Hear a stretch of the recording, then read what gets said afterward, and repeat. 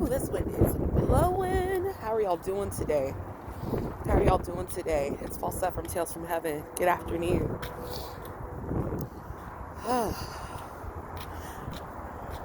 Yeah.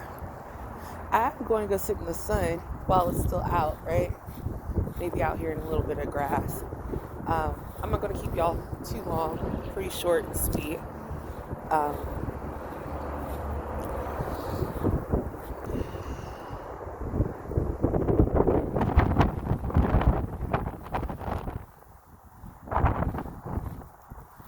I I wasn't going to go to the clinic with my mom today. I wasn't going to go to the clinic. I knew it was more than some masses that was on Patches, right? Because when you're in the vet field and a client tells you this is what's going on, womp womp womp, you're like, oh, right? For vet staff support, technicians, nurses, doctors, you already know, right? And the polite thing to do is be like, I would suggest, right? You go to a vet clinic, to their primary care physician to get checked out. And that's what I did. And my mom went to the place where I used to work at, and one of my friends and one of my former co-workers called me and was like, yo, Falsette, your mom's here with Patches. Patches is doing some really hardcore labor breathing. You might want to come over. You might want to get down here as soon as you can, you know. So my mom did diagnostics as far as, you know, doing some blood work, doing a couple of doing some x-rays to see what was going on. Patches' liver lit up the x-ray, right? Those masses were huge. And then of course her heart is the size of a pumpkin, right? So you know what that means. So, and if you don't know what that means, it's congestive heart failure, signs of the C word, and then trickling down, we got some fatty liver. Also could be jaundice. There's so many things that could have been, right? So the options are Lasix, pimobendan for the heart, you know, antibiotics for the mass in case it tends to rupture. Keep her calm, quiet, comfortable. Okay. So my mom says, Charis, that's my middle name. I don't know what to do. Tell me what you need me to do. And as, you know, as a client, I want to do whatever is best, to do all that is best for my animals, for anyone, including my children, right? And then as a technician, you're just like, and then 'tis the season, right? Money's tight all around. You know, if you do have to give, please donate to your local shelters, rescues, because there is people out here that, yes, they may have an animal, but finances are tight and things are ridiculously high, even for situations that come across like this. So I went to the clinic to be there for my mom. My mom didn't know what to do. Luckily, everyone is familiar with me there, and thanks to Cumberland Valley and Dr. Jennifer Dolan, owner and veterinarian of that awesome facility, to take in my mom and me and help Patches the best way they could, even if it was to lay her to rest. My beautiful baby sister rather, transitioned beautifully and amazingly, and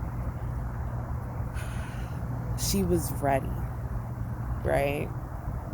Like when I went in the room, she was so tired, you know? You when I said this last year, maybe sometime, when you don't know what's going on with your animal, please talk to them. Because they tell you, they will show you signs in so many shapes, in so many ways that they can without actually verbally coming out the mouth to tell you. And when I looked into Patches's eyes, she was ready to go.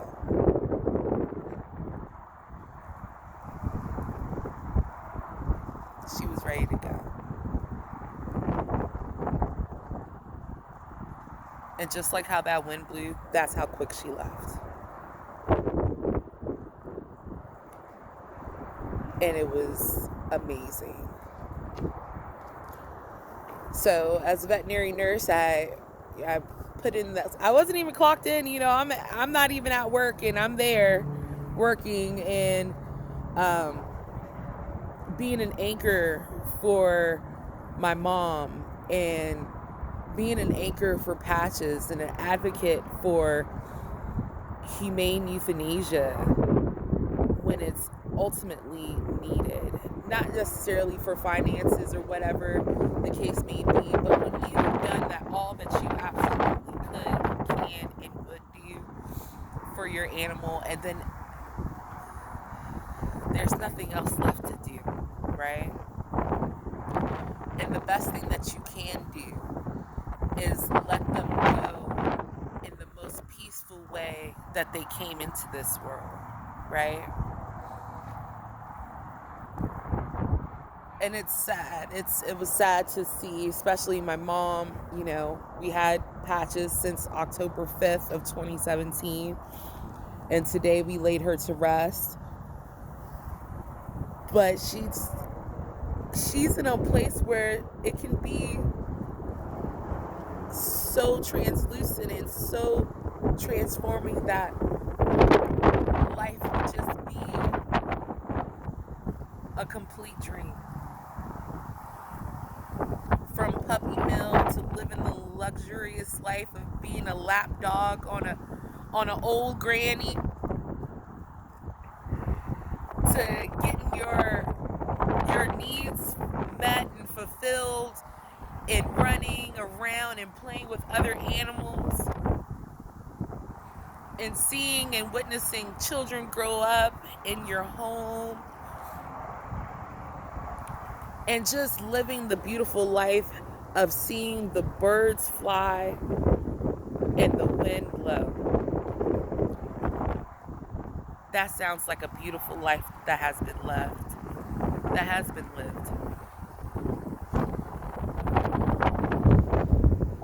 And I'm grateful that she was with us to do so.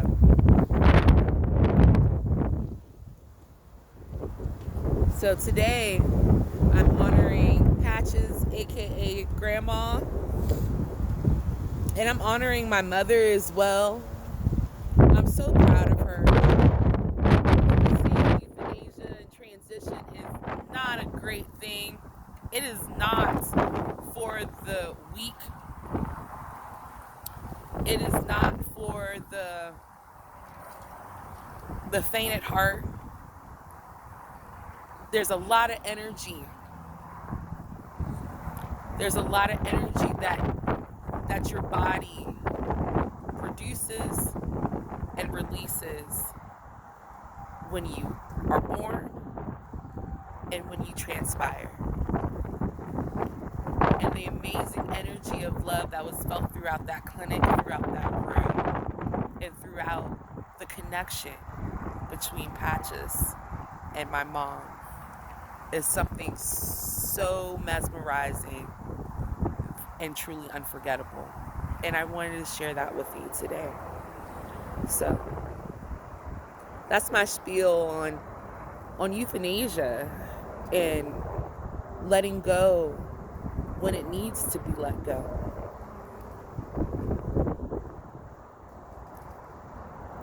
And y'all have a beautiful day on this beautiful day.